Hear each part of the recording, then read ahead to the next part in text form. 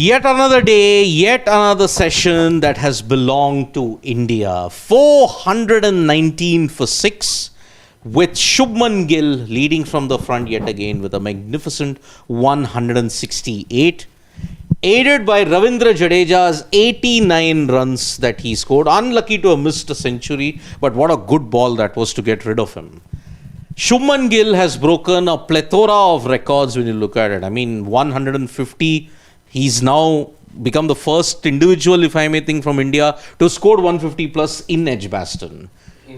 In Edgbaston. He could join Sunil Gavaskar, Rahul Dravid as the others to score a double century in England. But there's still some way about it. But India have scored 109 runs today in 25 overs. Run rate is good, but 203 runs stand. India will now want to aim at 500 close to. Only then this batting depth is justified. But before we get into the nitty-gritties of this test match on day 2, I mean, we were dealt a shocking news in the world of football. 28-year-old Diego Jotar from Portugal, Nations League winner, yeah. Premier League winner. Won the Premier League and the Nations League, Siddharth, both in the same summer.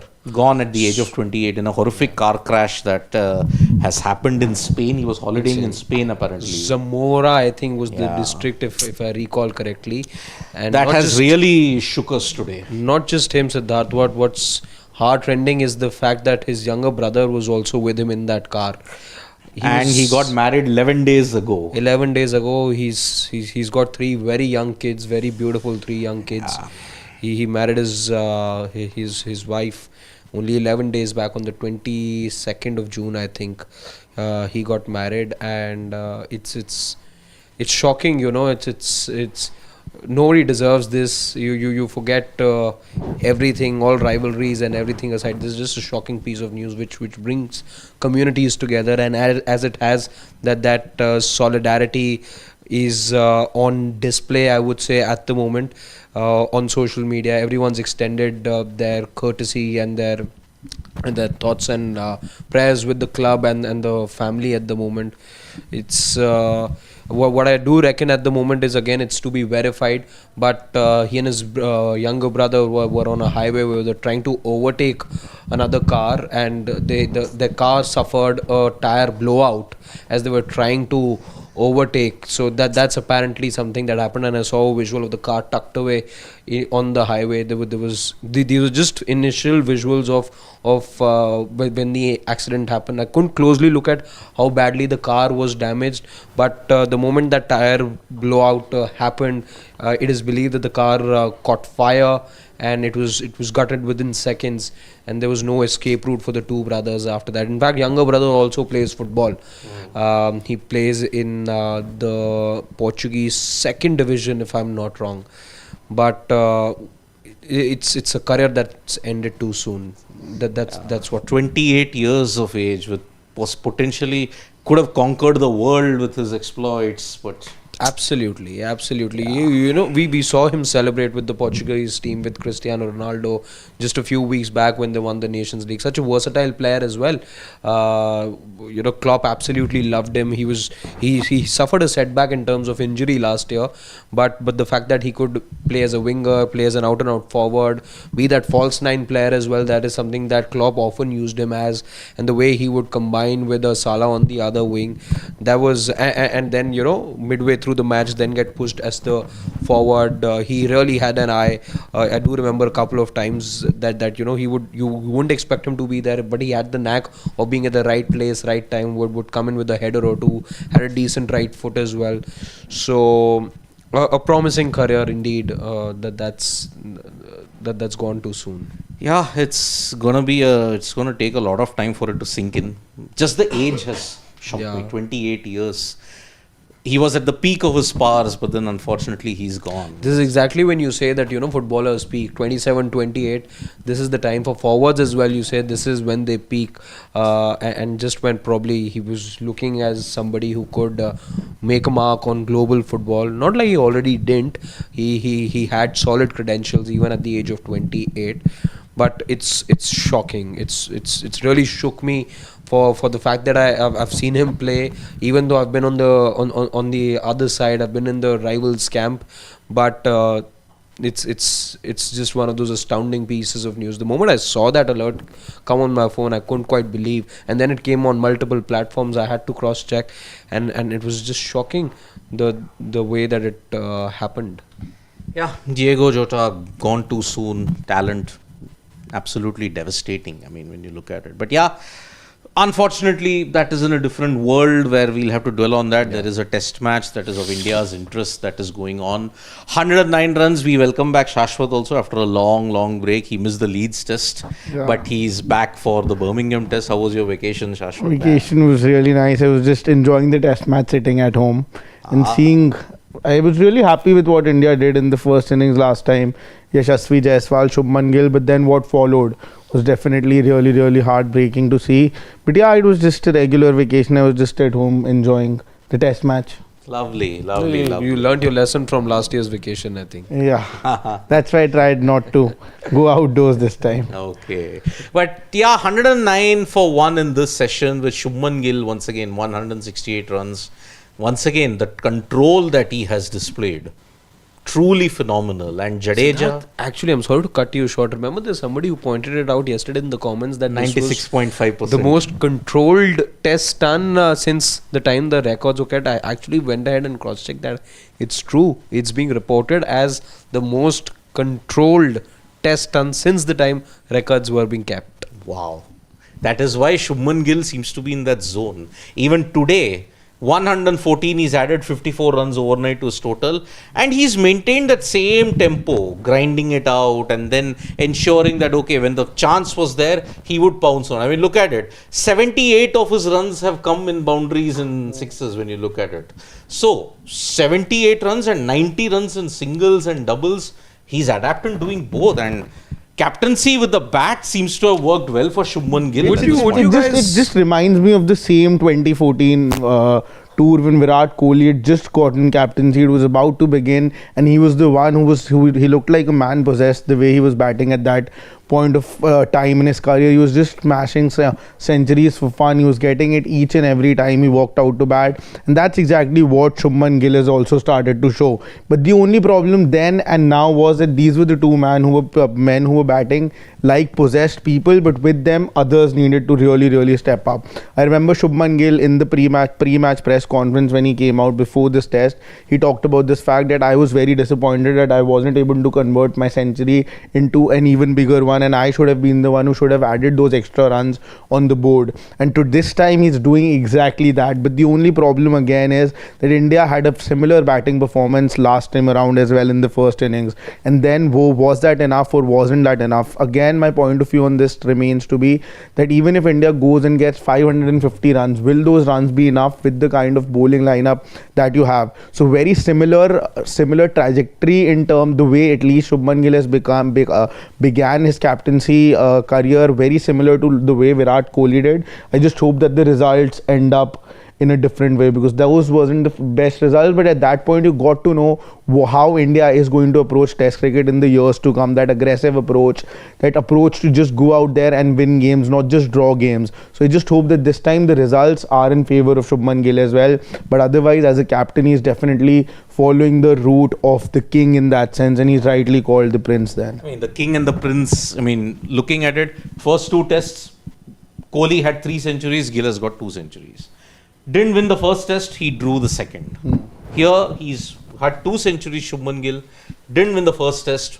Maybe if India's bowlers step up, the 3 guys, Akashdeep, and you've got Siraj, Prasidh, with the kind of hammering that they took in the first test, especially Prasidh and Siraj, one hopes that they can bounce back here. But then, basically the point at this stage is India will have to avoid a similar thing after Leeds. Just one thing, just before we dive more into this particular session, I wanted to know what both of you think. That Shubman Gill was heard a lot of times. We also pointed this out about him and his captaincy, that one thing that he's been very very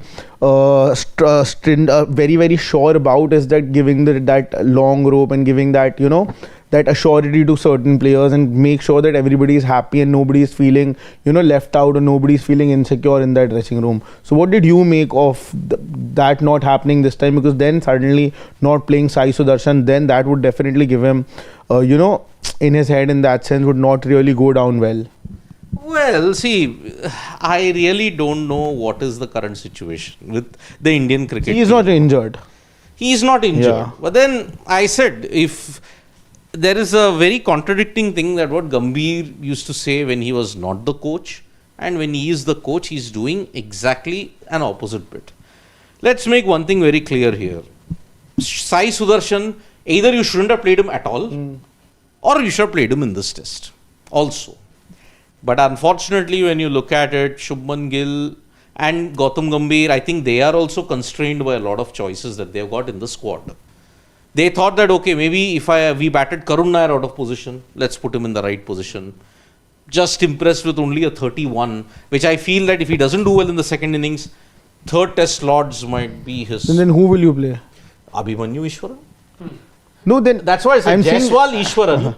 Get Rahul at number 3. No. Oh, so all of that is fine. All of that is a separate topic altogether. What should be the playing 11? What shouldn't be? I'm just very particularly talking about the fact that assurity, that sense of assurance, and that long rope, and that that sense of feeling that you are part of the team. You are a very important member of the team. Suddenly, why did that go for a toss as soon as you lost a test match? Because that was something Shubman Gill was very, very assertive and sure about. I heard a number of interviews, the one with Dinesh Karthik, the ones that he gave in press conferences, and all the other interviews wherever he talked heading into this role of captaincy. One thing he was very repetitive about was that I want to make every player comfortable, I want to talk to everybody and all of that things. Now that suddenly changing, that just shows, that to me personally shows that your right hand doesn't know what the left is doing, because suddenly your plans have gone haywire, and then that just shows that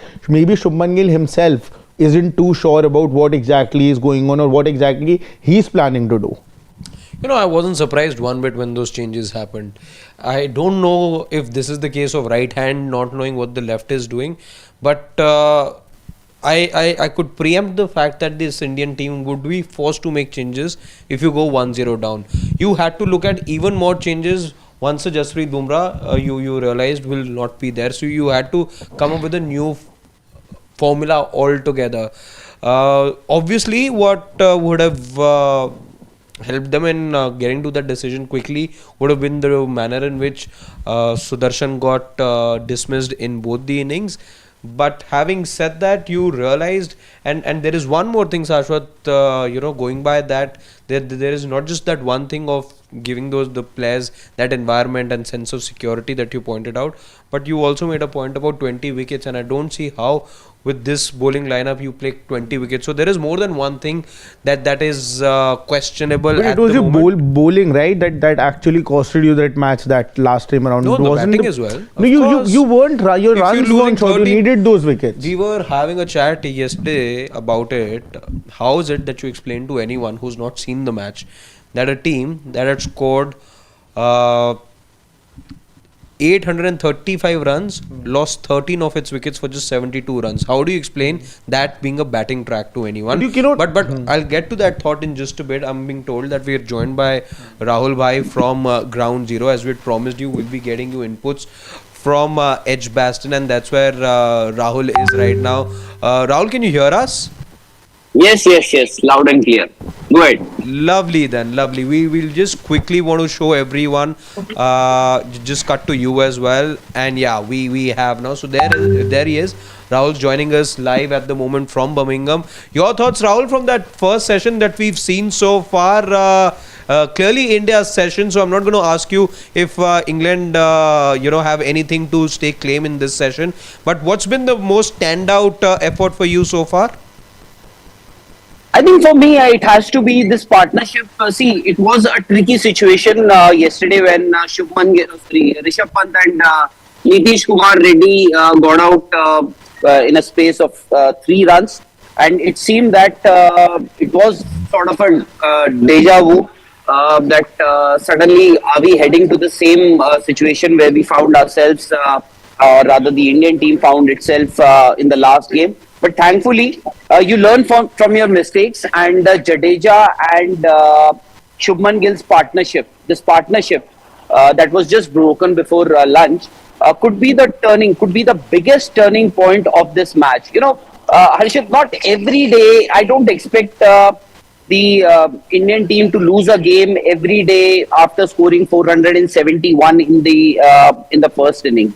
So that's been one thing. And the second thing that India have ensured, especially after the fall of Nitish Kumar Reddy's wicket yesterday, what Shubman Gill ensured yesterday, that the runs, he actually upped the ante. And what happened, that India scored at a brisk pace yesterday, especially to start with Shubman Gill. And today they carried on. So what they've ensured, and it is very, very hot here. So what England tried today, both with Jadeja and Shubman Gill, they used a 6-4 field. 6 on the onside and 4 on the offside. Now what was happening was that every time they were milking those singles, both these batters, and what happened, all those, at least 4 of those fielders on the onside, they would then cross the wicket and go to the offside. Then next delivery, they would go and in this heat. So you could see in their body language that they are really exhausted. They are tired. It needed a special effort ball from Josh Tongue to get rid of Ravindra Jadeja. Unfortunately, he missed that 100 in England. But in fact, I remember he got 100 on the last tour last also. time as well. Here. Yes, he got 100 with Rishabh Pant. And I'll tell you, with Ravindra Jadeja, I have seen this very often. So when the team bus arrived today here at Edgbaston, Ravindra Jadeja was not in the team bus. He, in fact, had checked in much earlier, because usually this happens when Jadeja is batting overnight, or when he knows that he's about to bat. So what he usually does is he comes in early with a throwdown specialist and has a short, brief net session, so that he gets into the zone very early, and that's exactly what he did today also. Unfortunately, he got out on 89, but the good thing was that runs came in from both the ends, from Shubman Gill and from Ravindra Jadeja. Now it's up to them and I think they should forget about declaration. They should forget about what score we are going to score, because remember, Washington Sundar has been included in the side in place of Sai Sudarshan. So let him think as a batter. Let him continue in the same fashion as Ravindra Jadeja and Shubman Gill did earlier, and go on with the partnership. Let's put them. Put the English fielders, bowlers, batters, everybody, just extend their stay here. Okay. Rahul, looking at the conditions, you said that it was incredibly hot. Is the pitch now starting to show some tricks, or do you think it's still very flat, and even when you look at it, second innings when England come out, there will be some help for the England bowlers, for the Indian bowlers, or do you think England can make merry on this wicket also? Hopefully, I can only hope, but it's a dead wicket, Siddharth. It's a dead wicket. We often criticize wickets back home, but this is what England now have decided, and we've been watching this for the last few years, ever since that Brendan McCullum and Ben Stokes combination came in. This is what they prefer, and that is the reason they have struggled overseas. Because if we often say that, it's very exciting cricket that they play, but it hasn't given them the kind of results that they would have expected. What have they won? They haven't made it to any of these WTC finals. They won in New Zealand. That's it. That's it. Yeah. And it's a dead wicket. You must have seen the last couple of deliveries before lunch. Well, that ball kept a bit low. But then you will have to put in those hard yards as a fast bowler to extract anything out of this wicket. Hopefully, the spinners will come into play. And trust me, I saw this wicket on the eve of the match, and it was you had the hovercraft over the wicket, and when it was pulled away from the wicket, you know, I could actually see lot of dust. So I hope this wicket breaks down. But then also you have to realize the forecast that we are expecting on day 4 and day 5. There is a pretty decent possibility of rain, or especially on the 4th day. And I spoke to a few people, and already, people are talking about a possible draw in this match, a possible draw, because the way, and because they are saying that England will also bat in the same fashion. That also tells you that they perhaps do not believe in the Indian bowling lineup. Now, I would I would think that the Indian bowlers can surprise, especially the spinners. They can bowl better lines, they can bowl better lengths. I understand your best two bowlers are not playing in this game, Jasprit Bumrah and Kuldeep Yadav. But I still think that maybe Washington Sundar can do something on this wicket with his height, and perhaps if he can just give a little more loop to the batter. Remember what happened with Rishabh Pant, because that ball was a flighted delivery. When I say flighted, it was more flighted than the other deliveries that he had bowled Shoaib Bashir in that over. Rahul, so you were definitely there just before the day also began. One thing that I really want to know is that ahead of the day, as we know that it's the batting team who has the option to choose a heavy roller or a light roller. Which roller was used early in the morning? Because I think that might just give a better sense on how exactly is the Indian team looking at the wicket moving ahead in this test match. Yeah, to be very honest, I was not there at the ground because I was doing a pre-match live before the day.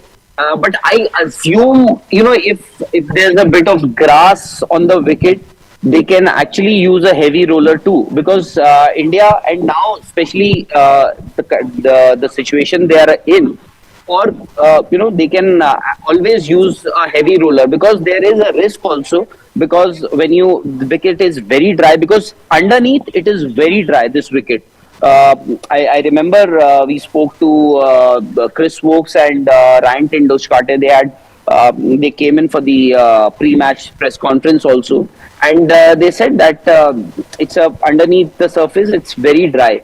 So India, after getting those 500 runs, just in case if they actually manage to get those 500, 550 runs on the board, India would definitely want this wicket to break down. So, but that's all assumption. India will still have to bowl better lines and length. If you remember the last game, Jadeja, when he came into bowl, it was turning, it was bouncing, but it was just that the kind of the line that he was that he used in that game, he couldn't pitch the ball or land the ball on those marks. So I hope they come up with better lines, better lengths in this game. Okay, Rahul, final question before I think the session's also about to begin. If India do not reach 500, then do you think then the batting depth and the team selection, then there'll be more questions asked, because you batted until number 8, 9 so that you could get to 500, 550 and make a game out of it. But if India, suppose, God forbid, they don't get to 500, then will more questions be asked about this batting combination that you've picked, and you've reduced your bowling strength then? 500, 550 is a minimum on this wicket? I think if they do not have a collapse, they should reach 500 and 550. And collapse as in, see, they've lost their 414 for 6. Your captain, your perhaps the most informed batter of the series, is still at the crease. Washington Sundar definitely will be under pressure, because remember, he has been included as an all-rounder in place of a full-fledged number 3 batter, Sai Sudarshan.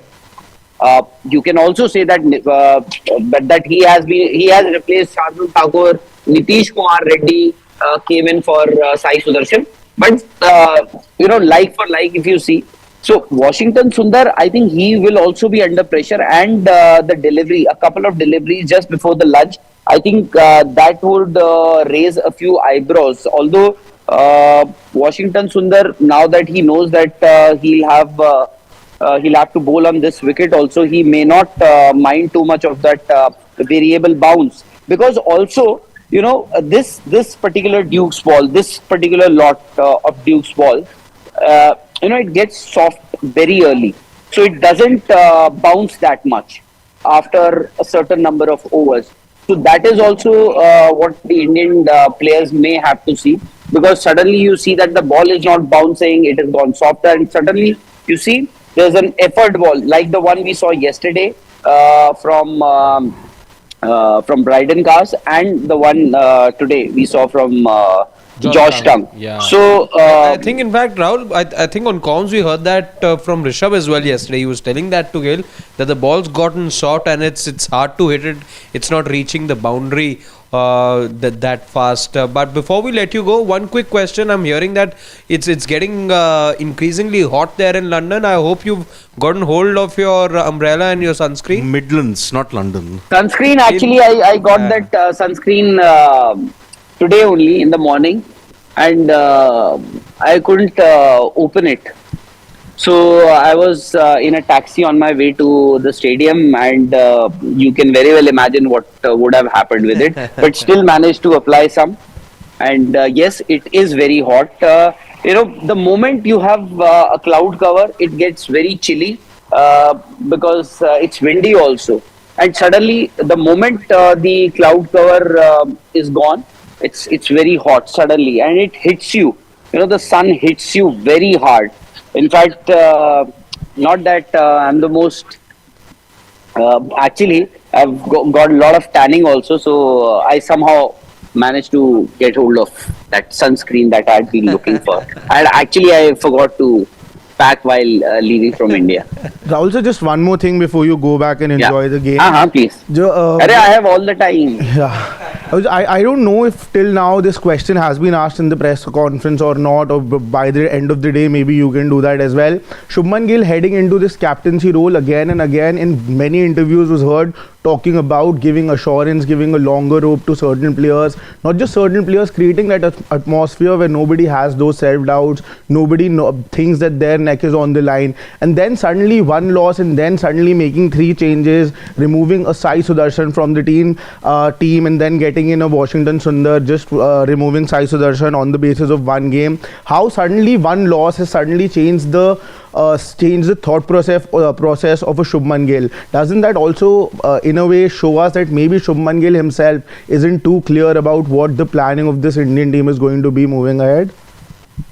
But Shashwat, see, I'm sure the call was not unilaterally taken by Shubman Gill. Now the decision to rest Jasprit Bumrah, you really think that Shubman Gill would have spoken to Jasprit Bumrah and would have told him that Jassi bhai, आप ये match rest कर लो, physio भी बोल रहा है, or even Gautam Gambhir for that matter. If I am the captain of the team and I am the eve of the test match, I am saying Jasprit Bumrah is absolutely 100% fit and he is available.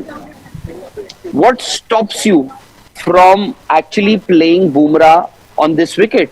Irrespective of the conditions, Bumrah is an all-condition player. Bumrah is an all-format player.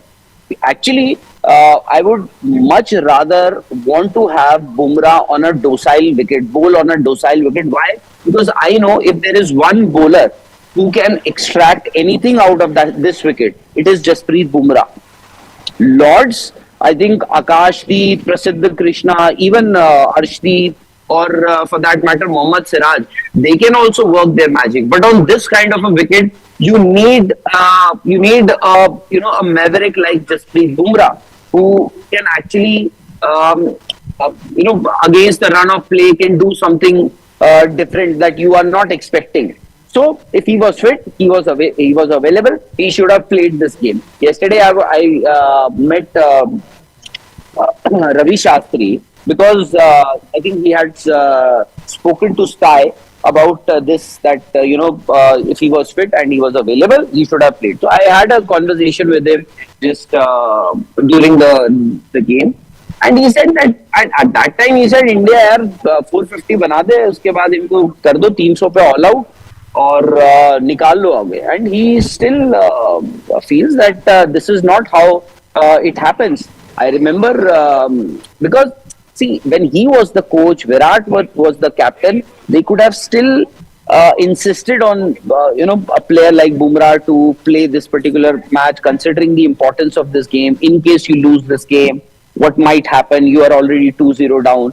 So, so that's what. In Bumrah's case, I don't think the call would have been made by Shubman Gill or Gautam Gambhir. I think Bumrah wants to play in Lords. The biggest factor is that Bumrah wants to play at Lords, and whoever it may be, everybody wants to play at Lords. Everybody wants to see. Imagine getting a 5-wicket haul at Lords and then have your name on that honours board. Jasprit Bumrah. And that's why I because yesterday at toss, Shubman Gill also said that that we feel that the Lord's wicket will suit more to him than this one. So Jasprit Bumrah's legacy and his ability will not be defined by wickets. He has picked wickets in India also during that England series at home. And as far as dropping and picking somebody is concerned, I think majority of your changes were also a knee-jerk reaction of the fact that India had two collapses in the last game. So if this game we see Karun Nair failing, then how do we expect a Karun Nair to bat freely when he knows that he's already seen a Sai Sudarshan getting dropped after one bad performance? No, but he can also say that they have shown confidence in me. Karun Nair. Yeah. They've shown confidence in Karun Nair and they dropped Sai Sudarshan for Karun Nair. So I agree. And Shashwat, this is not the first time that I'm hearing that the captain is saying that, we would want to give confidence to the players, don't want the dressing room to feel insecure, we want to give them long rope. It is just, we may have a difference of opinion with the team management over the selection of the team, but then eventually they also want to win the game. It is just that it's a difference of opinion. They think that the most balanced team for us is this one with 3 changes. But we may not feel. I think that Kuldeep Yadav, England are way behind in the game. So that's one thing. But yeah, the selection. As you said, I think playing 11 may not have been entirely decided by Shubman Gill himself. All right, so we are about to start the second session. Rahul, thank you so much for your inputs from ground zero. We will join you for the tea break. Sure. Yeah, okay, so we'll join you for the tea break and for the innings break. Hopefully it happens much later. But yeah, India will be hoping to get past 500, 550. Yeah, that should be the next target for India. That should be the next target. Gill, can he hit a double 100? That is what we'll have to look at. And Bashir is going to open the session at this stage. So, what do you think, guys? Can India get 500? Can they avoid the collapse like what happened in Leeds? Or do you think, will they miss out on 500? I do have a feeling you'll be somewhere around 500 for sure. I don't see this being a case where India fold for around 450, 460. Yeah. I also think so. I think India can just sneak past 500, maybe 512 or 520. Something with the way Gill's been playing and the way the wicket is tells me that maybe there's hope out there for you to see the total go around the 500 mark. All right. So, yep. Let's see how this session also pans out. But yeah, it's already, whatever turn is there, it's very slow turn that you're looking at Edgbaston. One that's easy for the batter to negotiate. Very easy. And yeah, if England bat in this way, then I think, the draw looks certain because of what Rahul pointed out, that there was bad weather expected on Saturday and Sunday in Birmingham. So let's see how that pans out as well. So yes, you'll be getting regular inputs from Rahul from ground zero in this series. He's there until the 5th test at the Oval. And from me, Shashwat and Harshit, it's bye-bye. We'll be back either for the innings break or for the tea break, whichever comes earlier. So bye-bye from all of us. Subscribe to Sports Today. Lot more videos coming your way.